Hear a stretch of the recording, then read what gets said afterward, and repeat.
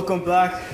Thank you for tuning in to the first episode. It was the amazing amount of support we got. I'm very thankful for all the comments, all the views. We had over 100,000 in engagement, so I'm very thankful. And thank you for tuning in back. I appreciate the community that we're building. So I'll just start off right away by saying our first sponsor, Rahmanian Properties LLC, rent with us. As of now, all our units are occupied. However, look forward to the future. We're gonna have a lot of ambition projects within the next year, so look forward to that. Today I'm honored to have our guest, Camron.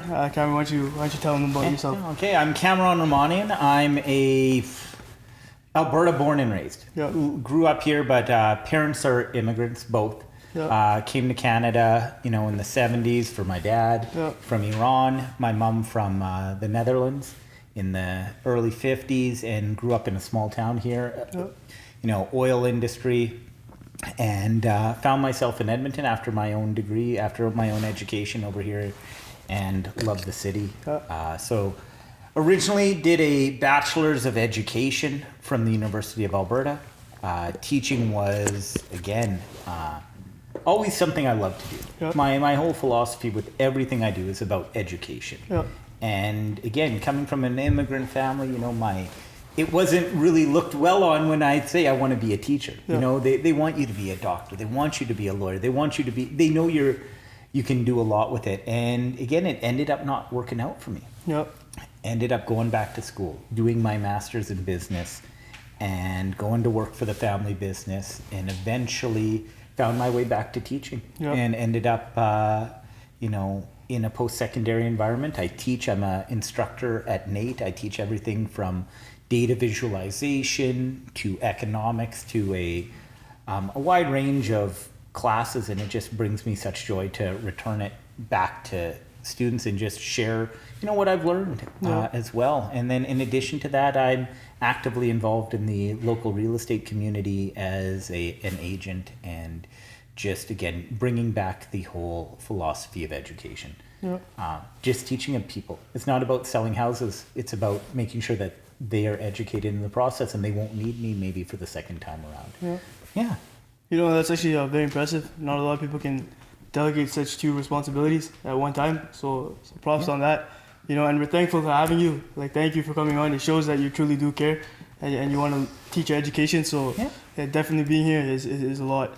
So we'll get straight into the questions. Of course. I definitely want to pick at your brain, see how you answer these. I'm interested. So let's see how it goes.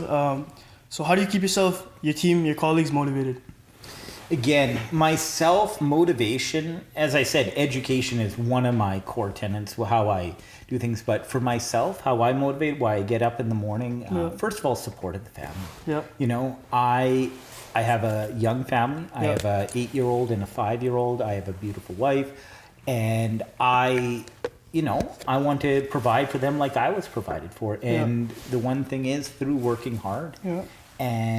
But waking up in the morning, some of us don't like a Monday, some of us don't like a Saturday, but it's, always learning, constantly learning, constantly improving, constantly having the opportunity to try new things, do different things, getting feedback. That's without question. Even when I was in between degrees, I was going back to school.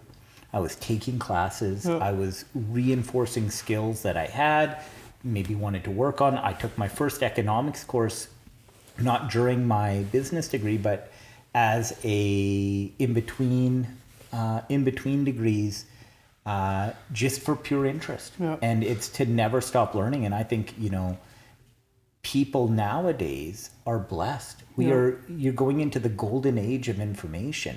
Everything's at your fingertips. You have so many opportunities to learn and to take advantage of it. And I hear from my colleagues, how did you learn to do that? I said, I took the time to learn. I don't spend time watching Netflix. I don't spend time doing things necessarily that aren't there to improve myself. Sure, I'll play the odd video game. Sure, I'll listen or read a book that isn't adding value, but I also listen to audiobooks. I listen to podcasts while I'm on my drive. I'm trying to constantly improve. So, what motivates me is just being better than I was the next day. But again, I'm not perfect either, and there's lots of screw ups to tell you about today. So No, that's great. So I actually have two follow-up questions on that, right? Yeah. So first one, would you recommend any podcast that you listen to, or any audiobooks or books in general? Without question, Stephen Dubner and the Freakonomics podcast, Yeah. without question, is one of the highest quality things on there. There's also Levitt, his co-author of Freakonomics, Yeah. who does a fantastic podcast on people who he mostly admires. So Yeah. just some of the most interesting people you could possibly meet.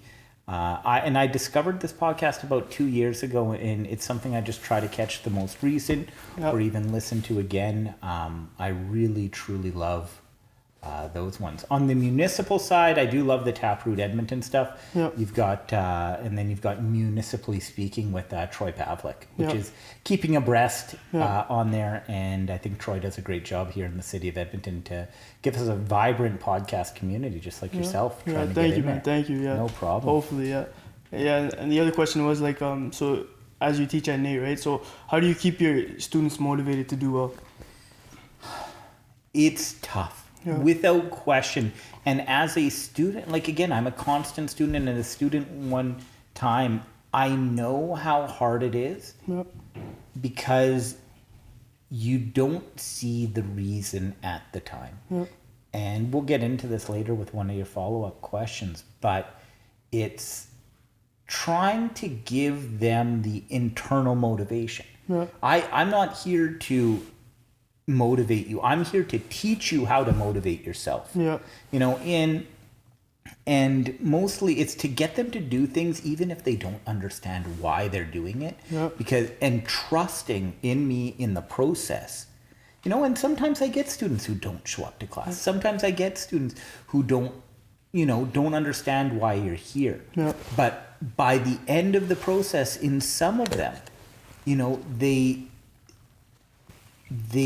buy into the culture, you know, and they realize, and trying to create somewhere where they feel safe. Yeah. Without question, it's trying to create an environment where the individual feels safe to chat with you, feels safe to tell you what they think, feels safe to disagree with you. I straight out had a student who straight out disagreed with me, but it provides me an opportunity for growth too. So Yeah. I think motivated because I try to make them value their education as much as I value my own. Yeah. You know, and create that. And and props to the instructors at NAIT, because when I ask for feedback on their NAIT experience, it's Yeah. positive. Yeah. They love what they received. And, you know, because we doubt ourselves as instructors. Am I doing enough for you? Are you getting what you think you need? And, you know, by and large, I think, you know, our students are coming out better prepared than perhaps some of the other post-secondaries. But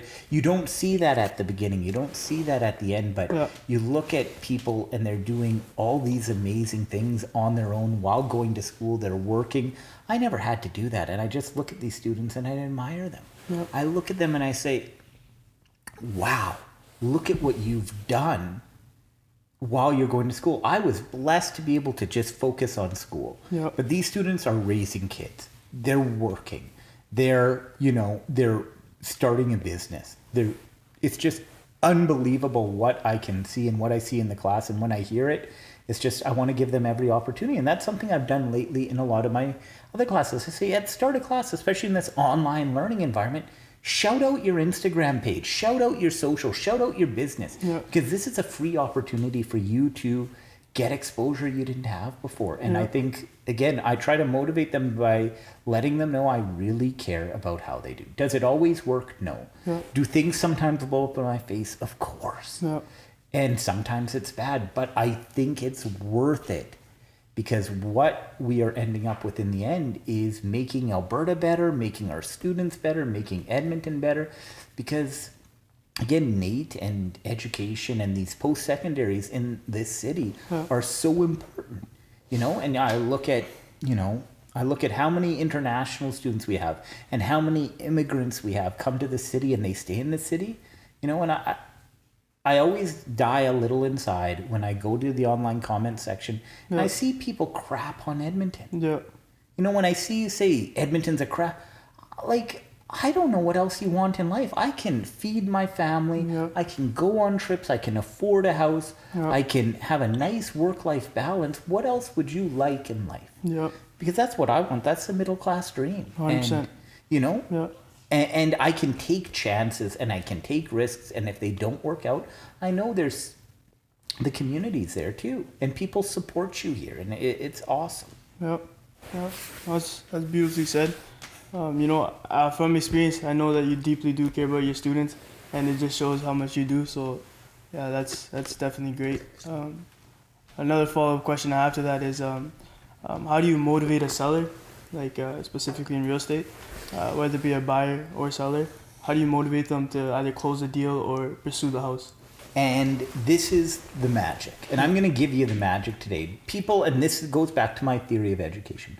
Too often, people try to hide secrets. Yeah. They try to hide it. They try to sell you a YouTube course. They're trying to sell you something else. I'll give it to you guys for free.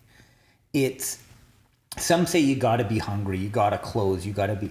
It isn't that. Yeah. You've got to empower, build up, and help that individual to the best of your ability. You know, and it's by never being hungry that I can do the best for them. No. I don't have to call up the guy and say, I really need this deal, because if I don't have this deal, my kids aren't going to eat. Yeah.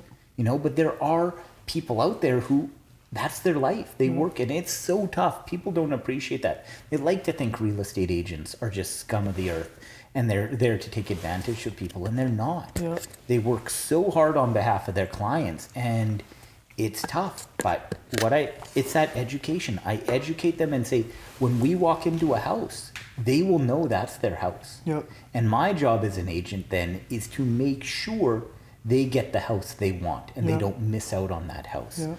As far as the listing side of things, it's preparing them and setting them up to be successful. Yep. And it's eliminating any point where somebody else may not like their house. Yep. And sometimes they listen to you. Sometimes they don't, like anything else. All I can do is, educate. And nothing's tougher than seeing another agent come in and take a listing maybe that you couldn't sell. Yep. And maybe they sell it, maybe they don't, maybe they're doing that. But I never try to push people. It's always in that education and having them know that I'm there to support them, regardless of the decision. If they decide not to buy a house, obviously I may be internally a little disappointed, but I need to realize that client is coming first. Yep. Just like the student is coming first. It's not about, what makes me the happiest. It's about what's making them. And without question, it's allowed me to be as successful as I am. Yep. And my clients, I don't waste time on clients because we're all on the same page. Yep. And it's such a tough slog though, again, and it's been tough this year. A lot of people losing houses. Yeah. A lot of people, not sure of what they want to do, and by the end of it, they're the ones who know what, and when they see it, they know it. And it's tough to explain unless you've gone through the process. 100%. But it's really, again, making sure that they feel supported. Yeah. They call you up. You respond to them quickly. Yep. There's no delay, or as little as you can. And sometimes it happens, and it's happened to me this year. I missed out on a client because I was busy with somebody else, and it happens. Yep. But usually it's being available for them. When somebody calls you up to rent a property, if you can't show it to them, you've lost them. Yeah. Same thing goes in real estate. You never let anybody feel like they are playing second. Yeah. Sadly, I'm getting to the point in my business where I can't do that on my own. Yeah. And now it's going to be starting to train other people and make them buy in, and hopefully expand the business. But we're not quite there yet. We'll see how this summer goes. Yeah. Well, that's great. I really like your education philosophy, right? I'm actually stuck on this recently as far as my first tenant's year's coming up soon. So I want to increase the rent, right? But I believe educating them on, that these are all the expenses, right? Instead of persuading them to increase the rent, right? I think that's a really good philosophy of just educating them first, yeah. And for me, again, and I have my own rental properties. I'm actively involved in that, and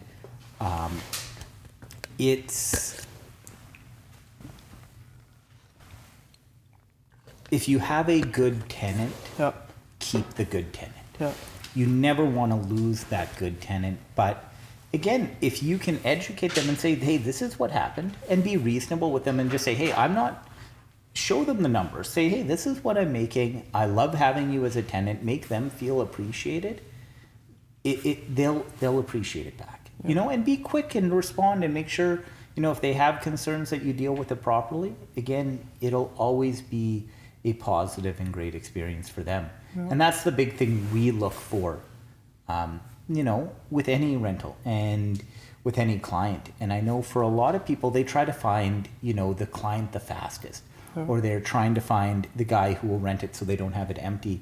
And then they end up regretting it because, their place gets trashed or they have problems. And, as long as you're honest with them and see what they say, but the problem in any market is if they can go rent something else, you're going to be left, without a tenant, and you don't want to do that. But Definitely. Again, honesty is always the best policy in my mind. Yep.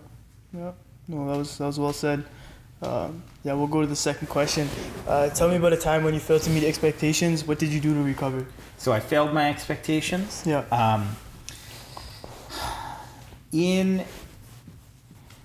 We'll go on phases here. Yeah. All right. I'll go my phase as a student. I'll go my phase as a teacher. I'll go my phase as a real estate agent here in the province. So as a student, I think I failed my expectations by not sticking with it. Yeah. When things got difficult, I folded. Yeah. And to this day today, I regret that. Yeah. And it's actually something I incorporate in my course to try to teach students how to persevere when things aren't good. One of the things I tell my students the first day they walk into class, I said, you might fail this class, and that's okay. Yeah. I failed my entire first year of university. Again, partied too hard, did other things, but I still went back. Yeah. And, I learned from it.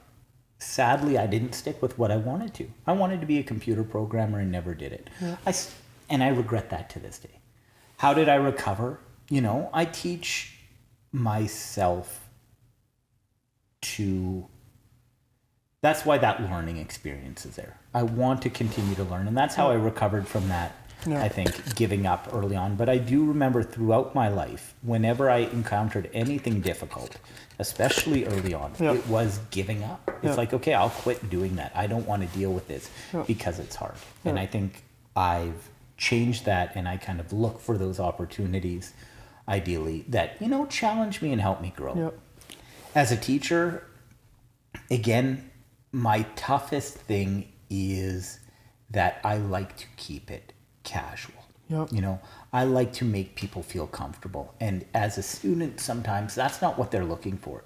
They are looking for me to be this something above, something better, something they can, I don't know, I'm going to be self-indulgent here and say they want to aspire, and when I dispel the illusion that I'm not much better than them, again, it fails those students. And I really like I really just wish I could have done better for them because I didn't live up to their expectations.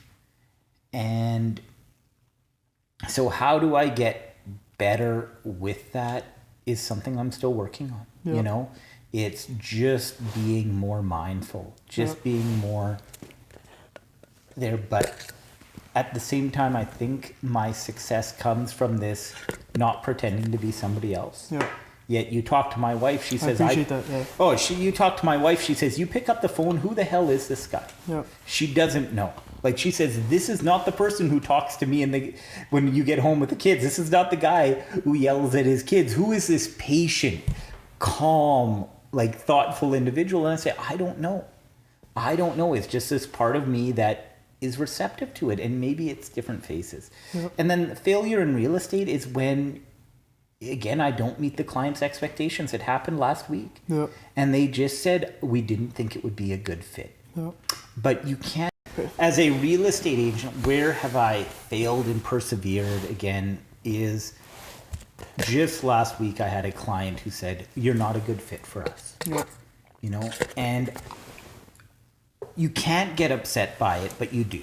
Yep. And this is the biggest thing to be successful in teaching, real estate, business, is when something gets you, you don't let it bother you. Yep. You don't let it get to you too much. You can get upset for the night. You can get upset for a day. But then if you can let it go, you can move on with your life. You can improve. But if you sit there and dwell on that mistake, you dwell on, hey, I screwed up. I let this person down, or I let myself down. I let my family down. You're not going to make progress. I believe, again, there's a good book on this, the Subtle Art of Not Giving an F. Yep. You know, you have to be able to disassociate yourself from that. And that's what I do in real estate. And if a student doesn't like how I teach, I have to realize that's not a take on me.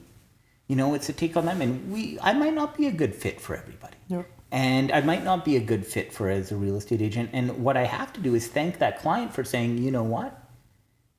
We're not a good fit. Let's move on.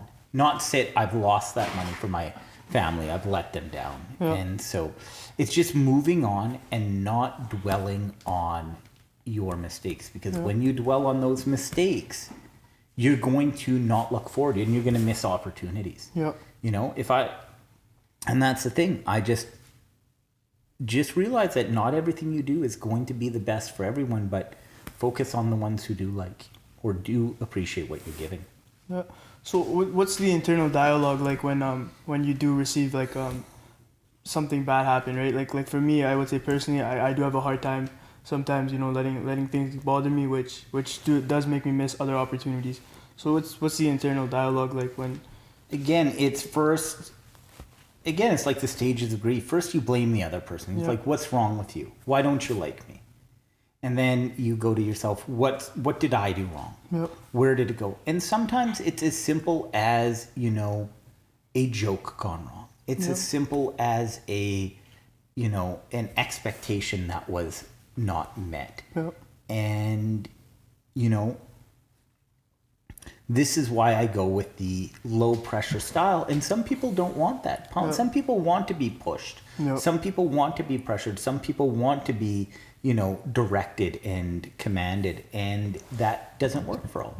So you just have to give yourself about 2 days. You know, give yourself 2 days and then reflect. And it's reflection. Yep.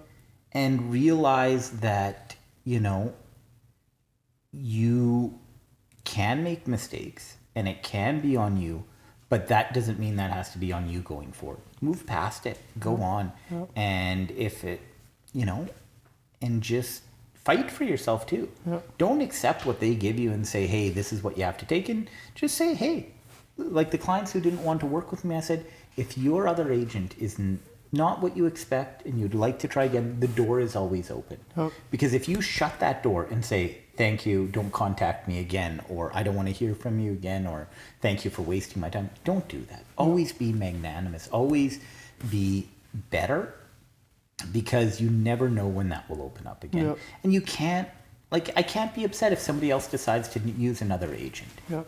You know, support them, accept them, you know. Can't be upset if somebody likes another teacher. Yep. Those are things that I can't affect. All I can affect is trying to be better and try to add value. And if I stop doing that, then the performance will be there. But it's tough. Yep. It's tough when you're tired. It's tough during COVID. It's tough when you're burned out and you can't travel. Yep. But we do the best that we can. And just move on and don't let it get to you too much. Yeah. So would you say that are any habits like within the 48 hours that you would do when you do have a minor setback that you know you need to overcome? Like whether it be someone's opinion or let's say a deal didn't go through that you're working really hard on. Like, is there any habits? It's as bad as it sounds. You ignore it. Yep. You find something else. And I'm really good at doing some other busy work. Yep. You know, it's just because, and I'm blessed, is there's always something else. I'll maybe read a book. I'll try something new. Heck, I'll go yell at kids on an Xbox game or something. Get your but I don't. And sadly for me, it may come back to the family, and the family sees it, and I know that's a problem. When I'm upset, I visually put it there, And again, that's something I have to be mindful of, is that I do let it spill over into the personal life. It's short term and short lived, and I don't fall into these depressed, months upon months. But for those 2 days, those 3 days, it's you can, I wear it on my sleeve. I don't hide emotion. Yep. And again, my students say, Cameron, you're always moody. I'm not moody. I just, again, I'm not good at hiding it. Yeah. I'm not good at hiding it. It's just, I'm always just maybe that type of person. So it's tough. Yeah. But you try to get past and try to be better. Yeah. No, I like your answer in that, and the way you think about it. It's good. Appreciate it. Good. Yeah. So tell me about a time you had to work with limited time or resources. Oh gosh, so many times. Yeah. And again, it's being creative, like without question. This is my biggest fault, is I try to do everything myself. Yeah. And and if I could do anything better, it would be to stop doing that, whether it's in design, whether it's in teaching, whether it's in real estate. I try to do too much. Yeah. And again, limited resources wise, it's, I do my real estate thing with no advertising at all. Yeah. I'm fighting an uphill fight, and without question, I've been successful at it because, again, it goes back to that education. Yeah. I try to remove barriers for other people, and in doing so, that removes barriers for me. Yeah. And it's always the building people up. You build them up and they remember it, I think. A really big one would be during my education. Early on, I was not ready for post-secondary. Yeah. I did not have the resources and the maturity to be in that classroom. Yeah. And my grades showed it. And what I got out of it was not what I should have. It's such a great opportunity sitting in that post-secondary classroom as a student. And I feel a lot of students and a lot of teachers aren't giving it the justice it deserves. But as a student, I didn't know how to study. I didn't know the importance of, getting to know the people in the class and taking the opportunities I was given. I turned down opportunities that were golden because I didn't want to do it. I was lazy. Yeah. And if I could go back, who knows where I would be. Again, I'm very happy with where I am, but it would be just, you think yourself too busy, or you think it's not worth it, but it's just, your time is that limited resource, and I think we have more time than you think. Yep. That's what I'll say, is that we had more time than you think, and it was, as a student, I thought I didn't have time for these kinds of things, and I really should have. And it's time for friends. And I'll say, as busy as I am, that's the one thing that's gone by the wayside, is the ability to connect with other people outside of work, etc. is really tough, and I think for a lot of people it is. And that's why we go to these social media things. But again, it's having the study skills and the maturity at times is sometimes my biggest limiting resource. Yeah. So I have a follow-up question on that. Yeah. So let's say you had to have a big project done in school, right? And at the same time, you're closing a deal the next day, right? Whether it be like you're getting ready for an exam to give out to kids, and there's two big opportunities that you have. How would you go on about choosing which opportunity, as well? How would you do it? How would you delegate both? And you come down to my fundamental philosophy with both. Yeah. With students and teachers, students in real estate, is I believe in getting it off your plate as soon as possible. If I have an exam, that exam takes priority. Yep. If I have a deal, that deal is going to get done as soon as I can. Yep. Not, does that mean I missed the TV show? Does that mean I missed the Oiler game? Does that mean I missed a trip? It does. Yep. It prioritize those other activities, and it leaves you open for future opportunities. If I put one on a back burner, and if I have to put one on a back burner, you be honest with that. Maybe I can't get that exam graded in time, but there should be no reason that I can't get a deal done and do teaching all or whatever you're doing with the hours we have in a day. Yeah. You know, it's just say, hey, this is when it's going to be done, and meet those expectations. If you tell them it's going to be done by 8, get it done by 8. If you tell them it's going to be marked, you get it done. But it's preparing ahead of time and having things done ahead of time. Yeah. You don't want to put yourself into those situations. And, you know, sometimes you might find yourself in there, but you need to know which direction you can swing in. It comes with practice. I can't tell you today which way I would go on any given one of them, but more often than not, without question, teaching comes first, students come first for me. Yep. You know, my real estate clients have a little more flexibility, but my students are, you know, in a situation where they expect rigidity and consistency in that. Yep. And that makes it easier because I know students, real estate, but nobody gets left behind, or Yep. at least to the best of my ability. Yep. Sometimes it does happen, and again, we pay the price, but you try not to, and you try to meet expectations or Yep. exceed. Yep. My guilty pleasure is, though, I like to set really high expectations, and if you let them down, they'll forgive you. Yep. But if you set low expectations, Then they won't forgive you know you. that you don't get that second opportunity. Yep. You know, if you give them great service and you give them everything they want, if you do drop the ball once, they'll be more forgiving. Yep. And everybody makes mistakes. Yep. But again, I'm always a believer in setting high expectations and meeting them. Yeah. So carrying such big responsibilities, right? Like, would you say there's certain like morning habits or nighttime routine that you have to put yourself into that zone? So I'll tell you, I live, and I was even right on time. You tell me to be here at 3 o'clock. right on I time, am right here on at time. 3 o'clock. Yeah. And that's how I live my life. Yeah. My wife's like, can you do this for me? No, I'm leaving the house. I am going because that's how I live my life. I live it to be on time and prepared. I don't waste a minute. You know, I'm going to be there when I need to be there. Not a minute earlier, not a minute later. Again, be there when I need to. I'm a big believer of, at least for student side, always that sleep is more important than studying. Yep. On the teaching side, again, I'm sorry to break it to you.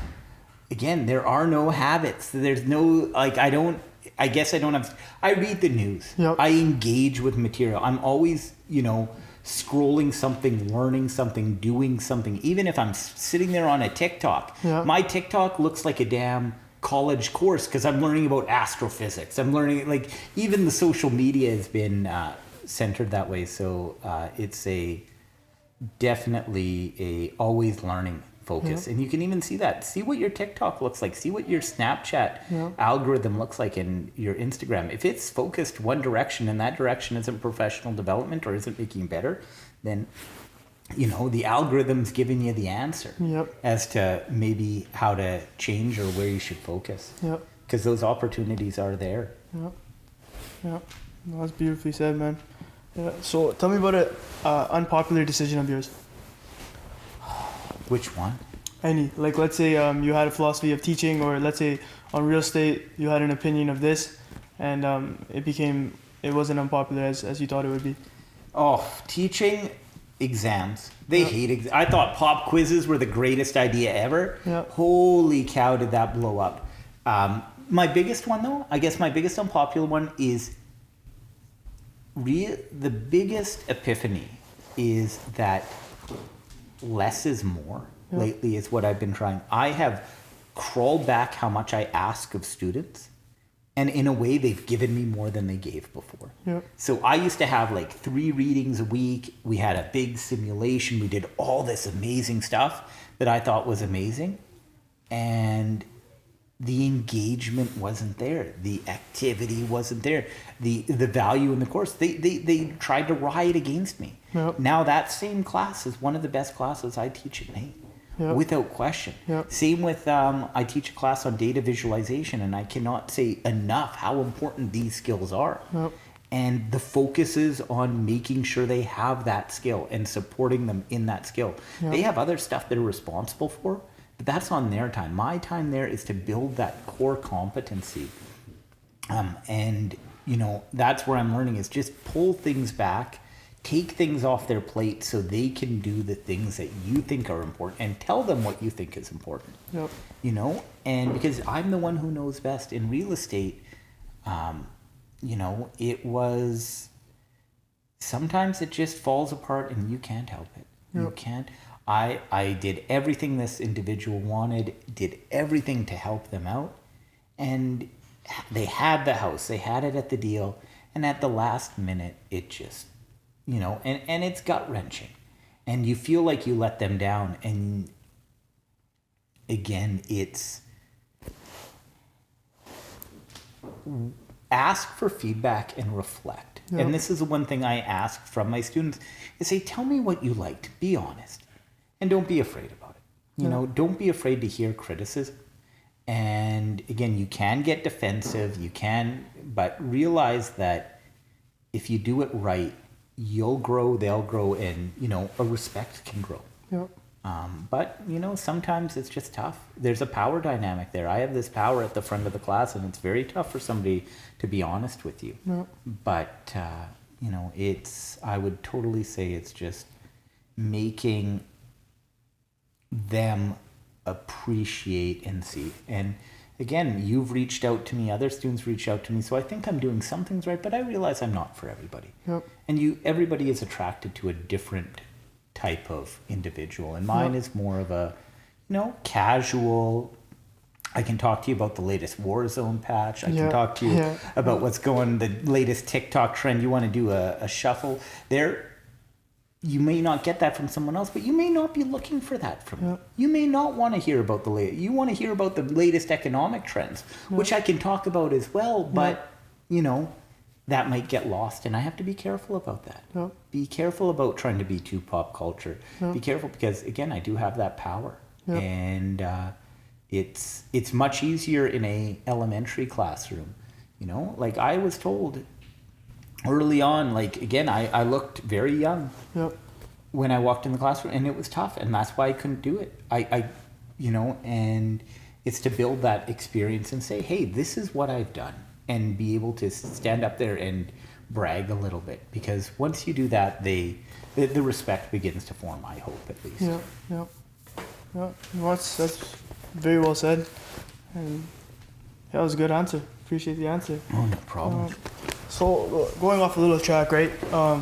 So as a 20-year-old myself, right, and inspiring students watching, right, what would you say are like the biggest industries right now that you could go into that you believe will be popular in the future, whether it be like biotech, space industry, or Without question, data analytics, like just understanding some kind of data literacy and data visualization. It is something that's been around for the last 300 years. We are just touching the surface on it. Programming, always some basic level of programming, you can just do so much, and it's such a satisfying experience to do. And I feel like, again, as a student, and something you might be lacking in your classroom, is that, you know, additional skill set where you can bring that to the table. AI, without question, and clean energy. Without question, clean energy is a huge one. You get into that in any way, shape, or form, whether it's electric cars, solar, geothermal. I'm not a fan of geothermal, but any of these innate technologies, you're setting yourself up going forward. And again, I'm looking at $85 a barrel oil prices, and I still think, you know, the world is set on this. Our quality of life is based off energy.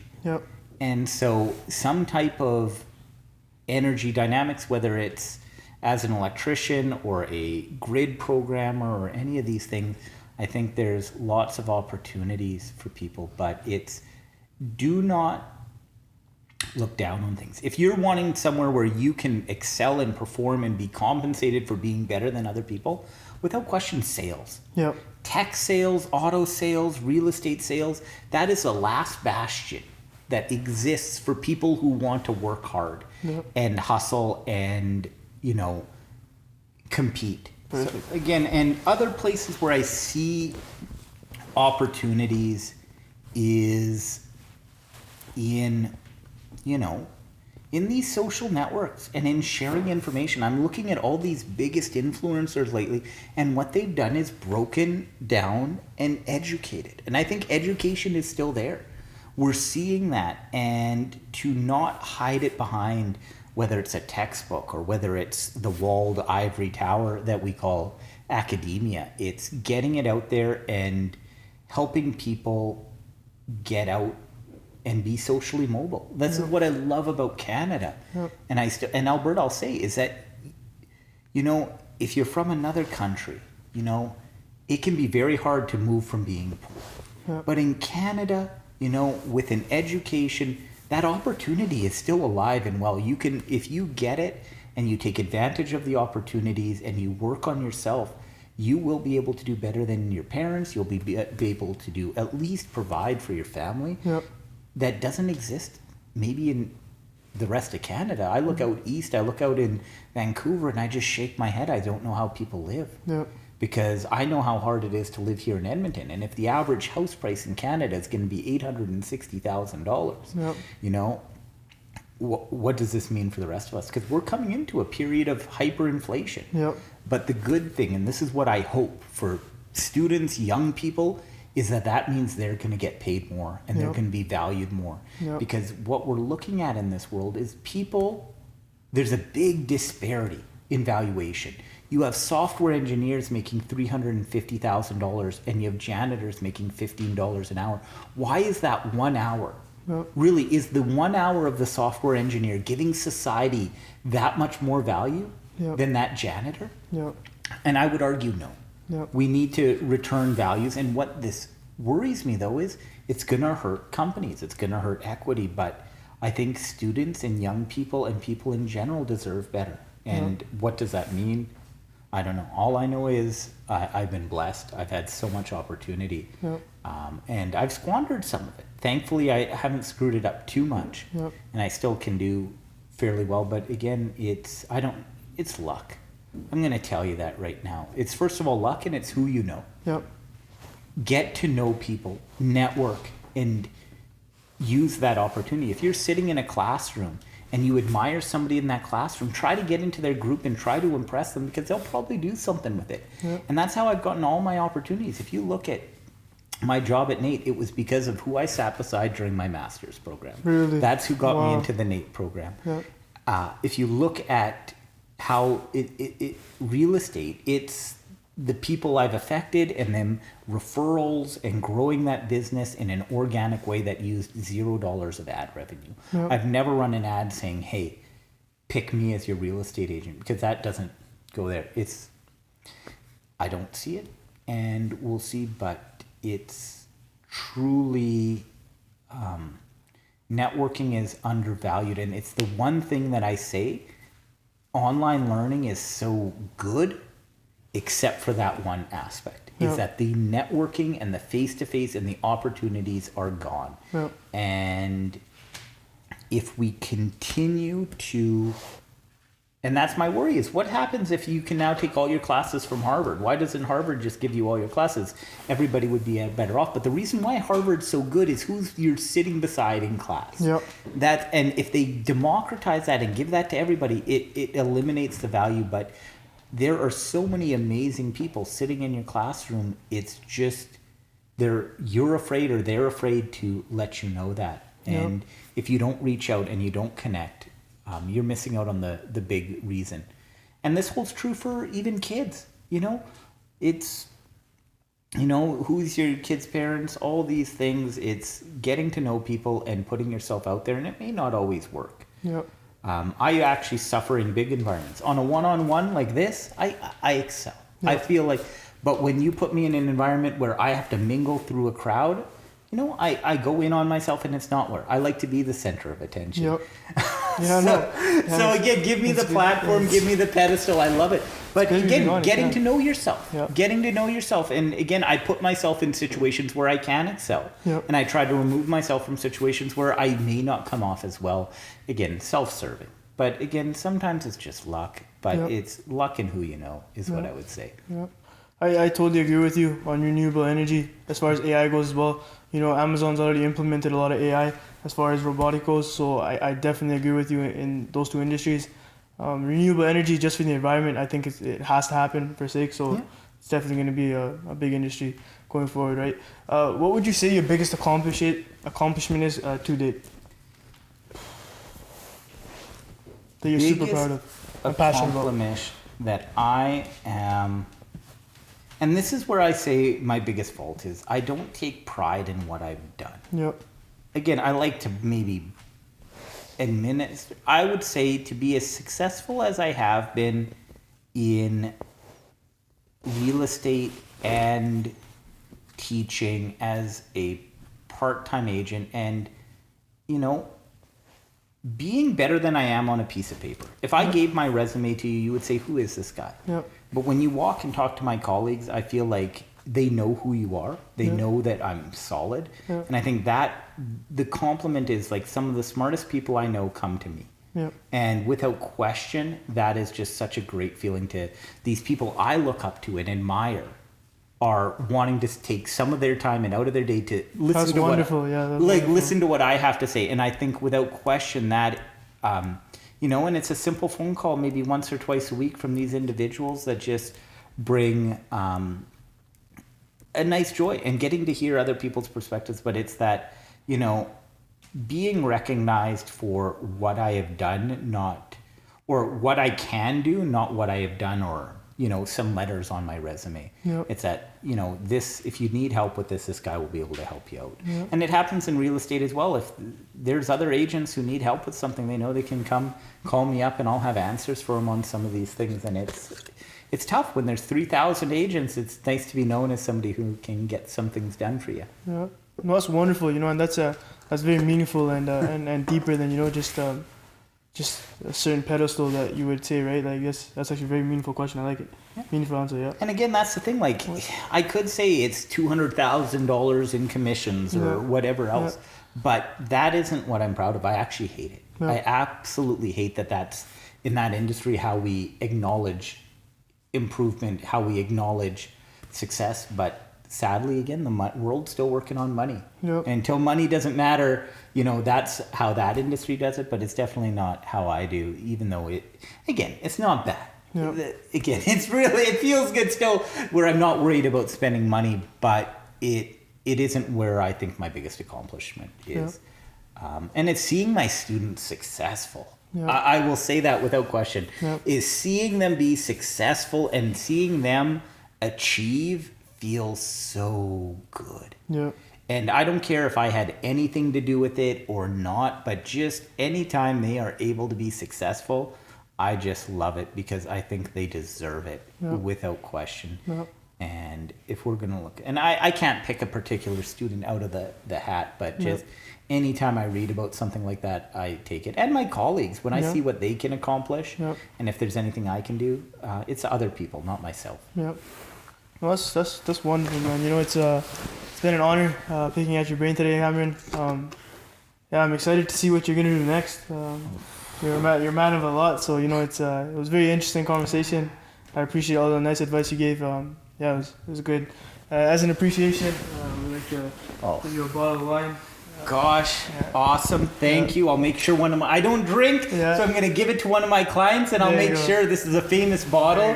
No problem. Thank you, sir. I appreciate it.